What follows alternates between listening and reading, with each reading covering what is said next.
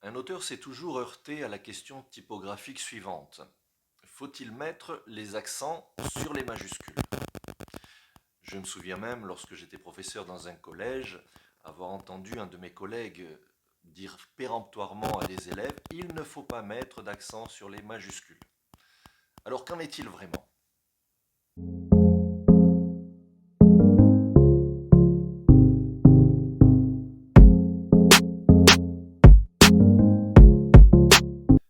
Bonjour à tous et merci avant toute chose de bien vouloir partager cette vidéo et de liker la page si ce n'est déjà fait, parce que cela lui donne davantage de visibilité. Donc merci à vous si vous le faites. La question qui nous occupe aujourd'hui se classe dans le domaine de la technique de l'écriture et plus précisément de la typographie. On entend souvent dire qu'en français on ne met pas d'accent sur les majuscules. Tiens donc, et pourquoi cela? Comme si l'accent ne faisait pas partie de l'orthographe d'un nom.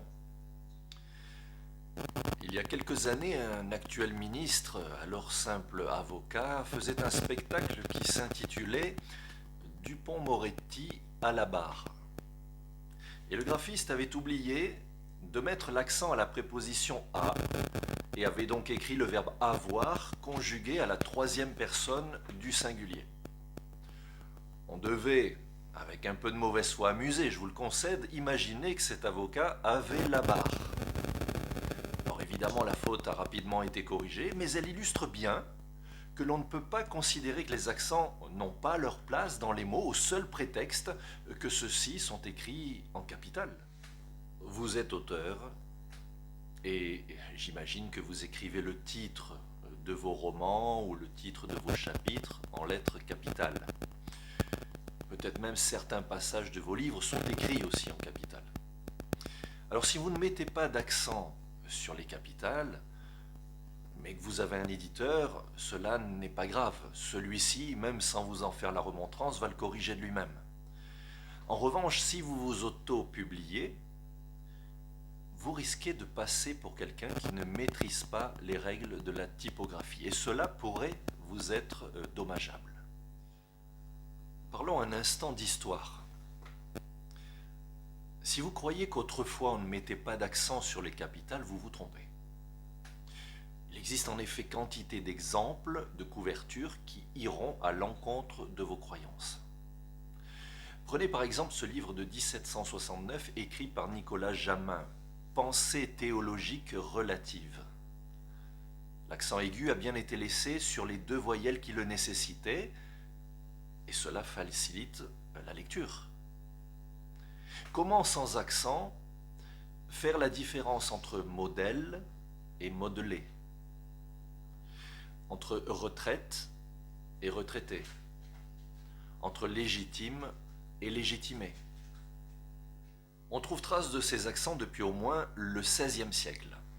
Le but alors était d'éviter les contresens, mais aussi d'indiquer la prononciation du mot. Dans certains cas, toutefois, les accents ne pouvaient pas être mis pour des raisons techniques, parce que ces accents dépassaient le corps des lettres et parfois se cassaient, d'après la technique de l'imprimerie. Il est vrai que depuis la fin du XIXe siècle et la vogue de la machine à écrire, on a peu à peu perdu l'habitude de mettre des accents au capital. Mais la raison n'est que technique. Il n'y avait en effet pas assez de touches pour produire ces accents. Et on pardonne volontiers alors aux écrivains de les omettre. Donc au lieu de dire la contre-vérité, il ne faut pas mettre d'accent aux majuscules, il serait plus honnête de dire, dans le cas notamment de la machine à écrire, on ne met pas d'accent aux majuscules parce que la machine ne le permet pas. Parce que, rappelons-le, il faut mettre les accents sur les lettres capitales. Et cela est vrai aussi lorsque l'on écrit en bas de case, c'est-à-dire en minuscule, et que l'on ne met de capitale qu'au début des phrases ou au début des mots, des noms propres. Par exemple, on écrit à la fin et non à la fin. On écrit Étienne et non Étienne. On met un accent sur les majuscules. Alors la présente vidéo n'a pas pour but de vous montrer comment faire de belles majuscules accentuées. Internet regorge de tutoriels qui vous expliqueront comment faire des majuscules avec votre Mac ou bien avec votre PC. Je vous invite à les consulter. Mais rappelez-vous simplement que la question n'est pas laissée à l'appréciation des écrivains. C'est juste une règle typographique dont on ne peut s'affranchir et que vous devez donc respecter.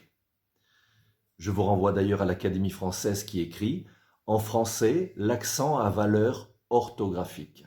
Son absence ralentit la lecture, fait hésiter sur la prononciation et peut même induire en erreur. » Voilà, eh bien j'espère que ces explications vous auront été utiles. Quant à moi, eh bien je vous souhaite une bonne semaine et je vous dis à bientôt.